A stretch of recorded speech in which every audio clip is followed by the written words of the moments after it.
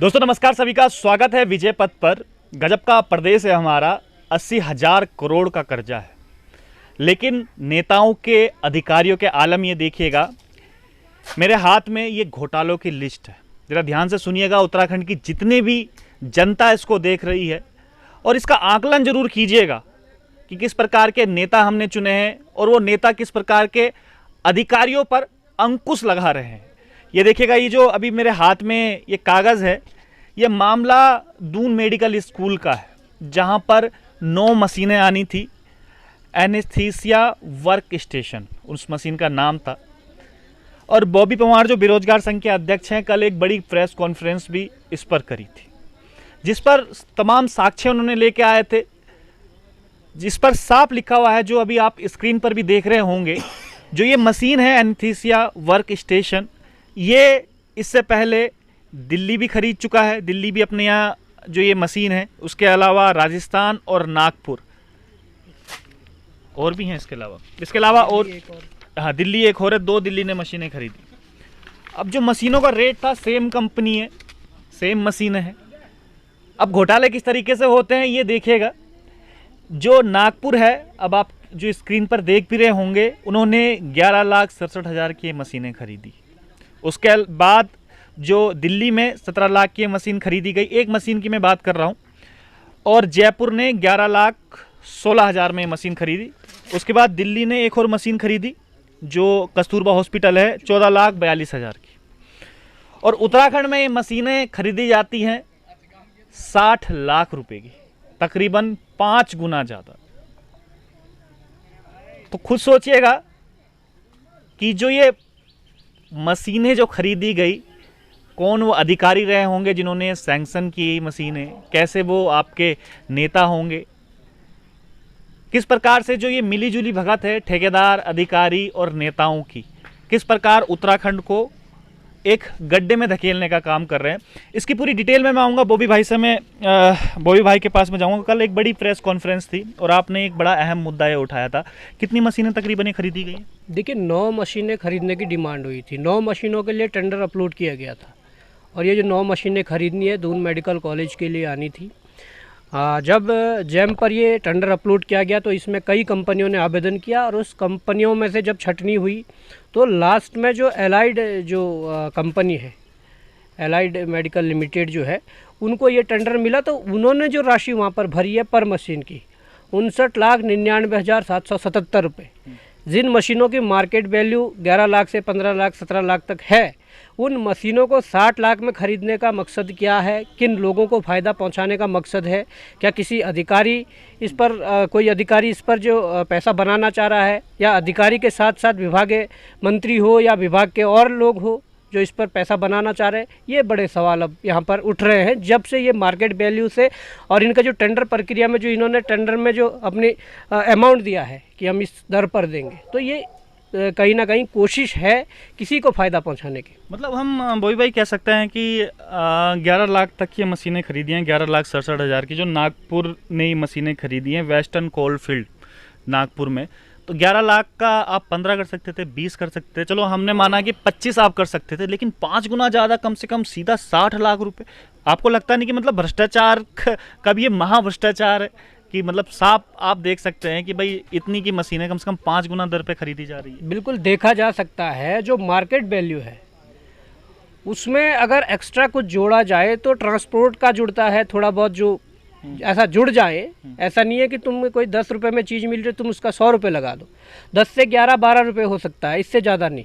तो जब ये मशीनें 4-5 गुना अधिक रेट पर खरीदी जा रही है तो सीधा सीधा ये संदेश जाता है कि कहीं ना कहीं पूर्व में भी उत्तराखंड बनने के बाद से हमारे अधिकारियों ने, हमारे नेताओं ने इस प्रकार के कई घोटाले किए होंगे। ये घोटाला सामने आया है, ये घोटाला उजागर हुआ है, तथ्यों के साथ हुआ है। मैं कह रहा हूँ कि जब ये सारी चीज़ें हैं, जिन मार्केट वैल्यू जिन मशीनों की जो है, जिन राज्यों ने खरीदी है उनके भी हमारे पास रेट है, और जो रेट उत्तराखंड खरीद रहा है उनके भी रेट है। तो ये तो सीधा सीधा ये देखा जा सकता है कि किस प्रकार से ये गड़बड़ी हो रही है। और जब गड़बड़ी हुई है उसके बाद जब सीएम पोर्टल पर शिकायत जाती है तो उसका कोई निस्तारण नहीं होता है। अच्छा, जो आप ये बता रहे हैं इसका सीएम पोर्टल पे भी शिकायत जा चुकी है? बिल्कुल, सीएम पोर्टल पर शिकायत जा चुकी है, पर उस शिकायत पर कोई कार्रवाई नहीं हुई। क्यों कार्रवाई नहीं हुई, कौन इसमें संलिप्त है? इसमें जो अधिकारी है, जो शिकायत निवारण अधिकारी है, वो आशुतोष सयाना है खुद। अच्छा। इस मामले के तो आशुतोष सयाना डीन है दून मेडिकल कॉलेज के, उन्हीं के कॉलेज द्वारा ये खरीदी जा रही है, उन्हीं को तुमने जांच सौंप दी है, उन्हीं को इस शिकायत के निस्तारण करने के लिए बिठा दिया। तो जब दूध बिल्ली को दूध की रखवाली करने भेजोगे तो बिल्ली तो दूध पी जाएगी। तो ये सीधा स्पष्ट यहाँ पर हो रहा है। और उन्हें भी टेंडर डाले होंगे, उनके क्या कुछ रेट रहे हैं, इस बारे में भी कुछ जानकारी है? नहीं, देखिए, और उन्हें टेंडर डाले होंगे, तकरीबन जहाँ तक जानकारी मिली है 13 लाख, 14 लाख, 15 लाख, 17 लाख तभी कई कंपनियों ने डाले थे। और जिन कंपनियों ने रेट डाले थे, वो रेट डालने का मतलब ये हो सकता है कि भाई अगर ये रेट डाला तो उसमें भी उनको फ़ायदा होगा। 14-15 लाख में अगर किसी कंपनियों ने रेट डाला है, उसमें भी उनको फ़ायदा होगा। पर ऐसा क्या है कि एलाइड मेडिकल जो लिमिटेड है, उन्होंने 60 लाख रुपये पर मशीन के हिसाब से, देख सकते हैं कितना बड़ा भ्रष्टाचार है। और ऐसा मुझे मेरे संज्ञान में आया कि ऐसा 9 मशीनें नहीं, अनेकों मशीनें खरीदने का विचार है, अनेकों ऐसे उपकरण खरीदने का विचार उत्तराखंड सरकार कर रही है। तो अगर ऐसा चलता रहा तो कब तक उत्तराखंड की जो जनता का जो टैक्स का पैसा है, जो उत्तराखंड का जनता का अपना पैसा है, उसे कब तक इस प्रकार से भ्रष्टाचारियों की जेबों में डालते रहेंगे? मैंने जिक्र भी किया था जिस प्रकार से कि 80 करोड़ का कर्जा उत्तराखंड पे है, जहां पर सैलरी देने के लिए उत्तराखंड सरकार के पास पैसा नहीं है, वहां पर 5 गुना रेट का, वो भी स्वास्थ्य जैसे विभागों में, जहां पर आप पहाड़ों में आप हालत देखिएगा कि पहाड़ों में एक हल्का सा किसी पर कोई बीमारी भी हो जाती है तो दवाइयाँ नहीं मिलती, वहाँ पर मशीनें नहीं होती। और इस रेट की कम से कम जितना ये रेट है 5 गुना और मशीनें आ सकती थी। तो वही भाई, ये आप बता रहे थे कि ब्लैक लिस्टेड भी एक कंपनी थी, उसके बाद भी इसको जो है टेंडर दे दिया गया। देखिए, ब्लैक लिस्टेड ये 2018 में उत्तर प्रदेश में हुई है। अच्छा। जिसका उत्तर प्रदेश कार्यालय आदेश हमारे पास ये है। हाँ। ये मैं बताना चाहूँगा, इसमें उत्तर प्रदेश में इस कंपनी को ब्लैक लिस्टेड 2018 में किया है, जिसमें ये भी कहा गया है कि अध्यक्ष प्रोजेक्ट स्टीयरिंग समिति, प्रमुख सचिव चिकित्सा स्वास्थ्य एवं परिवार कल्याण, उत्तर प्रदेश शासन द्वारा लिए गए निर्णय के अनुपालन में फर्म मेमर्स एलाइड मेडिकल लिमिटेड के साथ हुए अनुबंध संख्या इतने दिनांक 6/7/2018 को निरस्त करते हुए फर्म द्वारा अनुबंध के समय जमा किए गए परफॉर्मेंस बैंक गारंटी धनराशि 2,76,000 को जब्त करते हुए फर्म मेमर्स एलाइड मेडिकल लिमिटेड को 1 वर्ष हेतु ब्लैकलिस्ट किया जाता है। अच्छा, 1 साल के लिए से ब्लैक लिस्ट कर दिया था। हाँ, तो ये जब ब्लैक लिस्ट हुई है तो कुछ ना कुछ तो खामियां रही होंगी, कुछ ना कुछ। ब्लैक लिस्ट कंपनी मैं देखता हूँ कि अमूमन उत्तराखंड में ऐसी ब्लैक लिस्ट कंपनियां घूमती रहती। आपको क्या लगता है किस इसका हाथ है इसके पीछे? अधिकारी, नेता इसके, क्योंकि धन सिंह रावत हैं, स्वास्थ्य से जुड़ा हुआ ये मामला है, हाथ हो सकता है सभी का, मिली जुली भगत, जो हमेशा से मैं कहता हूँ ठेकेदार, अधिकारी और नेता अगर एक हो जाए तो कुछ भी कर सकते हैं। बिल्कुल, अगर ठेकेदार मिल जाए, अधिकारी मिल जाए, नेता मिल जाए तो किसी को भी चूना लगा लेंगे। और किसी को चूना लगाने का क्या मतलब बैठता है? चूना सीधे सीधे उत्तराखंड की जनता को लगाया जा रहा है। उत्तराखंड की जनता के लिए जहां ये पैसा सही समय पर सही जगह उपयोग हो सकता है, प्रयोग में लाया जा सकता है, वहीं हमारे इस पैसे का दुरुपयोग करके भ्रष्टाचारियों की जेबों में डाला जा रहा है। आप देख सकते हैं पहाड़ों में स्वास्थ्य का कितना बुरा हाल है। हमारे पहाड़ के जो प्राथमिक स्वास्थ्य केंद्र है, वहाँ पर एक एक्सरे मशीन तक नहीं है, एक एक्सरे मशीन तक नहीं है। जबकि पहाड़ों में हमारा ऐसा काम है, घास काटना, पत्ती लाना, कहीं घास काटते हुए गिर जाते हैं, कहीं पत्ती लाते हुए, तोड़ते हुए गिर जाते हैं। तो जब वहाँ इन सुविधाओं को उपलब्ध नहीं करवाया जा रहा है, वहाँ के लिए मशीनें नहीं खरीदी जा रही है, तो ऐसे भ्रष्टाचार करके ऐसा 45 लाख रुपए अधिक लेकर भ्रष्टाचारियों की जेब में जब डाला जा रहा है तो दुख तो होगा। सीधी सी बात है, अगर इतना कर्जा उत्तराखंड पर है, उसको कर्जे को उतारने के लिए ये काम आ सकता था। उत्तराखंड में आप कह रहे हैं कि हमारे पास सैलरी देने के लिए पैसा नहीं है, जिनको आप सैलरी देने के पास आपको पैसा नहीं है, उनको ये सैलरी देने के काम आ सकता था, या अस्पतालों में सुविधाओं को बढ़ाने के लिए काम आ सकता। मैं ये देख रहा था कि अमूमन आप लगातार तमाम आपने घोटाले खोले हैं उत्तराखंड के जनता के सामने। एक नया घोटाला भी आपने खोला है, लेकिन अखबार की जब मैं सुबह हेडलाइन पढ़ रहा था तो उसमें था कि आपको 10 करोड़ रुपए का इस कंपनी की तरफ से, जिसका आपने खुलासा किया है, आपको नोटिस आया है मानहानि का। देखिए, आधिकारिक तौर पे हमारे पास अभी कोई नोटिस नहीं पहुंचा है। हाँ, एक आध पोर्टल में खबर चल रही है कि बॉबी पवार को, अखबार में भी है कि बॉबी पवार को 10 करोड़ का नोटिस थमाया है। नोटिस थमाया है, हमने जो आरोप लगाए वो सही है, सीधी सी बात है। हमने जो मार्केट वैल्यू बताई है, हम ऐसी कंपनियां जो इस प्रोडक्ट का उत्पादन करती है, जो मैन्युफैक्चर करती है, हम ले जाएंगे उन कंपनियों पे, हम दिलाएंगे आपको इन रेटों पर जो हम रेट बता रहे हैं। ऐसी क्या नौबत आ गई कि आप 60 लाख में खरीद रहे हैं। परंतु मैं ये कहना चाहता हूँ कि अगर नोटिस आया है, आधिकारिक तौर पे अभी तक कोई नोटिस नहीं आया, अगर आया है तो उसका भी बेहतर जवाब दिया जाएगा। मैं ये जो मेडिकल कॉलेज का जो डीन है, डराने की भी कोशिश की जा रही है कि भाई आप भ्रष्टाचार खोलोगे तो आपके खिलाफ 10, क्योंकि 10 करोड़ का नोटिस कम नहीं होता है। मुझे लगता है कि 10 करोड़ एक बहुत बड़ी अमाउंट भी होती है। एक प्रकार से डराने की भी कोशिश की जा रही है कि हम तो बड़ी अरबपति खरबपति कंपनियां हैं तो कुछ भी नोटिस भेज देंगे, तो डराने की भी कोशिश की जा रही है। अरबपति खरबपति है तो सब जनता की बदौलत है। ऐसा नहीं है कि अरबपति खरबपति तुम जब पैदा हुए तब से तुम अरबपति और खरबपति हो। सीधी सी बात ये है कि अगर 10 करोड़ का नोटिस भेजा है तो उसका जवाब दिया जाएगा। जो हमने आरोप लगाए हैं, ब्लैक लिस्ट हुई थी, हमारे पास उत्तर प्रदेश शासन का वो आदेश भी है जिसमें ब्लैक लिस्ट किया गया था। देखिए, दाग अगर लगता है तो ये ऐसा नहीं है कि तुम्हें बाद में तुम अपने धन बल के आधार पर उसे क्लीन चिट ले आओगे या कुछ होगा तो तुम उस पर सही पा हो जाओगे। हमने जो आरोप लगाए, हमने विद डेट लिखा है कि इतने समय में, इतने तारीख को ब्लैक लिस्ट उत्तर प्रदेश में हुई थी। उसके बाद जो मार्केट रेट से अलग जो रेट दिए गए उसके भी सारे एविडेंस है। और मैं ये कहना चाहता हूँ कि अगर इस प्रकार के नोटिस देने लगे, देखिए हमारा कर्तव्य है कि इन चीज़ों को उजागर करना। अगर कुछ गड़बड़ हो रहा है, हमने बहुत सी चीज़ें उजागर की। हम पे पहले भी 50 लाख का नोटिस आया था, अभी 10 करोड़ का नोटिस आ गया। तो ये कहीं ना कहीं एक आवाज़ भी दबाने की एक कोशिश है। वैल्यू भी बढ़ रही है, पहले 50 लाख का, अब 10 करोड़ का। वैल्यू कहाँ बढ़ रही है? वैल्यू तो तब बढ़ती है अगर चेक आते 10 करोड़ 50 लाख के। पर मैं ये कहना चाहता हूँ कि अगर ऐसे नोटिस देकर डराने धमकाने की कोशिश की जा रही है या चुप कराने की कोशिश की जा रही है तो इसका खामियाजा भुगतना पड़ेगा। वो कंपनी को हो, इससे संबंधित अधिकारियों को हो, संबंधित विभाग के मंत्री को खामियाजा भुगतना पड़ेगा। ये तो कुछ भी नहीं है। ये चलो एक छोटा सा करप्शन है जिस वे में हम देख रहे हैं, परंतु इसके बाद बड़ा करप्शन खोलने जा रहा हूँ जिसमें हजारों करोड़ का घोटाला है। इससे भी बड़ा और इसी विभाग का मैं करप्शन खोलने जा रहा हूँ। हजारों करोड़ का घोटाला है जिसमें अधिकारी से लेकर नेता तक सब सम्मिलित है। आप ये ना सोचे कि नोटिस देकर तुम डराओगे। डरता वो है जो गलत करता है।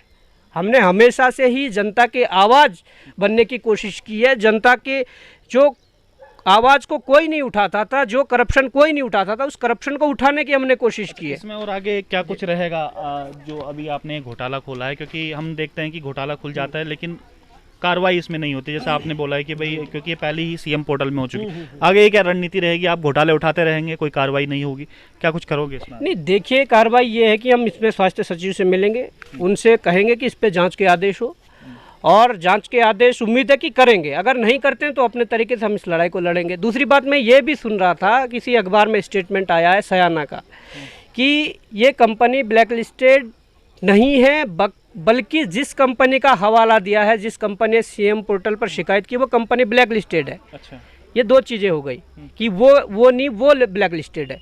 तो मैं ये कहना चाहता हूँ, आपका एक और बयान भी आया है कि जैम पर कोई ब्लैक लिस्टेड कंपनी टेंडर के लिए अप्लाई नहीं कर पाती है, आवेदन नहीं कर पाती है। जब वो जिस कंपनी ने शिकायत करी है और तुम उसे ब्लैक लिस्टेड बता रहे हो, उस कंपनी ने जैम पर कैसे अप्लाई किया आवेदन, कैसे टेंडर के लिए हुआ उसने आवेदन किया, ये भी वो क्लियर करे। सीधी सी ये बात है। चलिए वही भाई, जो ये घोटाला आपने खोला है इसमें मैं देख रहा हूँ कि मेन स्ट्रीम मीडिया हो चाहे अखबार हो, अखबार की भी छोटी हेडलाइन है और उसके अलावा विपक्ष हो इसमें मौन साधे हुए बैठा है। मैंने अभी विजयपथ न्यूज़ पर भी एक उसमें डाला था कि भाई ऐसा मौन क्यों है, क्योंकि ये छोटा मोटा घोटाला नहीं है, ये बहुत बड़ा घोटाला है अपने आप में स्वास्थ्य विभाग का, जहां पर एक मशीनों पर इतना बड़ा घोटाला और ना जाने कितने और घोटाले होंगे। अगर बेरोजगार संघ के अध्यक्ष बॉबी पंवार इस घोटाले को नहीं खोलते तो हो सकता था एक घोटाला का भी बाहर भी नहीं आता, किसी को पता भी नहीं चल पाता कि उत्तराखंड में हो कुछ रहा। ये सब चीज़ें मौन क्यों है? मेन स्ट्रीम मीडिया, विपक्ष भी मैं देख रहा हूँ कि विपक्ष भी कल तक अभी तक एक भी सवाल इसके ऊपर नहीं उठाए हैं। अखबार ने भी छोटी हेडलाइन इसमें की है कि ये घोटाला हो गया। किस तरीके से देखते हैं सब चीज़ों को? देखिए, सीधी सी बात है कि अगर किसी चीज़ का खुलासा करना है, किसी चीज़ को उजागर करना है, तो सबके मन में पहला ये विचार आता है कि उत्तरांचल प्रेस क्लब में जाकर एक प्रेस कॉन्फ्रेंस करें। पर हालात ये है, उत्तरांचल प्रेस क्लब में 1500 की पर्ची भी कटाओ, वहाँ पर जब प्रेस कॉन्फ्रेंस करो तो जो मेन स्ट्रीम मीडिया है, जो नेशनल मीडिया है, जो प्रिंट मीडिया है। मैं देख रहा हूँ कि जब जब हमने कुछ ऐसे बड़े घोटाले उजागर किए हैं तब तब उन लोगों ने कभी इसको हाईलाइट नहीं किया है, तब तब उन लोगों ने इसे नहीं छापा है। तो ये क्या क्या कहेंगे, मतलब ये क्यों है, मैं थोड़ा समझना भी चाह रहा हूँ इन चीज़ों को। मैं वही कह रहा हूँ, क्या आज मीडिया इतना बिक गया है, क्या आज मीडिया इतना लाचार हो गया है कि आपके प्रदेश के अंदर कुछ ऐसा हो रहा है और आप उसको उजागर करने में डर रहे हो? क्या मीडिया इतना बेसारा हो गया है, या सत्ता पक्ष के इतने चाटुकार हो गए हैं कि आप उसको उनके खिलाफ जो खबरें चलाना ही नहीं चाहते? तो सीधा सा ये सवाल है, अगर कुछ चीज़ें आई है आप उसको दिखाइए, आपका कर्तव्य जो आपका चौथे स्तंभ का जो आपका कर्तव्य है उसे आप निभाइए, सीधी सी बात है। और अगर आप ऐसा नहीं कर रहे तो मीडिया क्यों, मीडिया आप छोड़ दीजिए। विपक्ष भी मौन है इसमें, विपक्ष भी मौन है। तो ये मैं तो सीधे अपने अगर एक आम आदमी की तरीके से देखूं तो विपक्ष ने अभी तक कोई इस पर कोई प्रतिक्रिया नहीं दी है। अगर प्रतिक्रिया देते हैं तो अच्छी बात है, पर अगर प्रतिक्रिया नहीं देते हैं तो सीधा सा ये हमारे एक आम आदमी की जो सोच है वो सीधे इस ओर जाती है कि क्या पता कि ऐसे जो घोटाले हैं, ऐसे खरीद फरोख्त जो उपकरणों की हुई है पूर्व से चलती आ रही हो, उनकी सरकारों में भी ऐसा हुआ हो, तो इसको बोलने से कतरा रहे हैं, डर रहे हैं। अगर उन्होंने बोल दिया तो पीछे वाले भी मामले खुल जाएंगे, ऐसा भी हो सकता है। पर अगर इस पे देखिए मुद्दा है, इसको भुनाना चाहिए, इसको लेना चाहिए कि किस प्रकार हमारे प्रदेश को लूटा जा रहा है। तो ये सारी चीज़ अगर विपक्ष करता है तो ठीक है, नहीं तो वही एक आम नागरिक क्या सोचता है वो मैंने आपको बता दिया कि क्या पता पूर्व में भी ऐसी घटनाएं हुई हो। ऐसा तो नहीं है कि विपक्ष भी डर रहा हो कि कल के दिन पता चले क्योंकि वो भी सरकार में रहे हों कि उनकी फाइल भी खुल जाएगी, या सत्ता पक्ष का इतना बड़ा डर बैठ गया हो कि अगर हमने कुछ बोला तो हो सकता है बॉबी पंवार को जिस प्रकार के 10 करोड़ के नोटिस आए हैं वैसे ही विपक्ष को भी आने शुरू हो जाएंगे, अखबारों को भी आने शुरू हो जाएंगे। ये भी डर है कहीं? देखिए डर हो सकता है, पर जब हम अपनी जगह सही है, हमें किसी से लोभ लालच नहीं है, हम सिर्फ और सिर्फ उन चीज़ों को उजागर करने का काम कर रहे हैं जो गलत हो रहा है, वो हमारा कर्तव्य है और हम उसको करेंगे। आज 10 करोड़ का या 100 करोड़ का भी अगर नोटिस भेजेंगे तो हम उजागर करेंगे। अगर गलत कहीं पर हुआ है हमारा कर्तव्य है। हम देखिए सबके लिए लड़ने वाले व्यक्ति हैं, हम ऐसा नहीं कि अपने लिए कुछ कर रहे थे, अपने लिए कुछ डिमांड कर रहे थे, या मैं ये कह रहा था 4 करोड़ का घोटाला हुआ 2 करोड़ हमें दे दो। हम सिर्फ इसलिए लड़ रहे हैं कि जो 4 करोड़ से ऊपर का घोटाला हुआ है उसमें प्रदेश के जो हमारी जनमानस है उनका जो पैसा है, टैक्स का पैसा, उसका दुरुपयोग हो रहा है। इसलिए हमें डर था और इसलिए हमें इसको उठाया है। वाकई में अगर उत्तराखंड के लिहाज से अगर देखा जाए तो ये अपने आप में ही बहुत बड़ी खबर है। जो एक मशीन पर 5 गुना रेट का लिया जाता है, वही सेम कंपनी जो दूसरी है वो 11 लाख 17 लाख 14 लाख का टेंडर भरती है, और उत्तराखंड में वही मशीनें 60 लाख की मिलती है, उसी कंपनी की मशीन। तो अपने आप एक बहुत बड़ा प्रश्न चिन्ह उठता है इस लोकतंत्र पे भी। जिस समय हम चुनाव होता है, क्या हमने वो नेता सही चुना है? जिस नेता के पास ये अधिकारी जिसके अंडर में काम करते हैं, जिस नेता के पास वो विभाग है, ये हमें सोचना पड़ेगा और ये हमें देखना भी पड़ेगा उत्तराखंड में कि उत्तराखंड में जो 80,000 करोड़ का कर्जा है, जो बेरोजगारी का आलम उत्तराखंड में है, जो आए दिन नए नए भर्ती घोटाले जो खुलते रहते हैं, जो स्वास्थ्य व्यवस्थाओं की हाल है, जो खुद कैग की रिपोर्ट कहती है, और ऐसे में ये घोटाले होना और उस पर सबका मौन हो जाना, मेन स्ट्रीम मीडिया का मौन हो जाना, उस पर विपक्ष का मौन हो जाना, अपने आप में एक बहुत बड़ा प्रश्न चिन्ह खड़ा करता है कि क्या हम वाकई में इतने डर गए हैं कि अब हम इन घोटालों पर बात नहीं करेंगे, या इन घोटालों पर बात करेंगे तो हो सकता है कि हमें नोटिस मिल जाए, इस बात का हमें डर है। तो ये चीज़ हमें तय करनी पड़ेगी, हमें सोचनी पड़ेगी, क्योंकि ये उत्तराखंड के भविष्य का सवाल है। और आज जो बॉबी इस प्रकार से पूरे मामले उठा रहे हैं, क्योंकि ये कोई पहला मामला नहीं है जो बॉबी पंवार ने उठाया है, तमाम भर्ती घोटालों से लेकर उन पर कार्रवाई भी हुई है जो बॉबी पंवार ने उठाए। तो आज इन पर 10 करोड़ का अगर नोटिस आया है तो हम सबको भी सोचना पड़ेगा, क्योंकि वो 10 करोड़ का नोटिस खाली इनको नहीं आया है, वो उस आवाज़ को आया है जिन्होंने भ्रष्टाचार के खिलाफ एक मुहिम शुरू की। तो इस वीडियो को ज़्यादा से ज़्यादा शेयर जरूर कीजिएगा, ताकि उन हुक्मरानों तक ये बात पहुंच जाए, उन अधिकारियों तक ये बात पहुंच जाए कि जनता जाग चुकी है और जनता अब ये भ्रष्टाचार बर्दाश्त नहीं करेगी, क्योंकि जागना अपने आप से ही। फिलहाल बने रहिएगा विजय पथ न्यूज़ पर। बहुत बहुत धन्यवाद।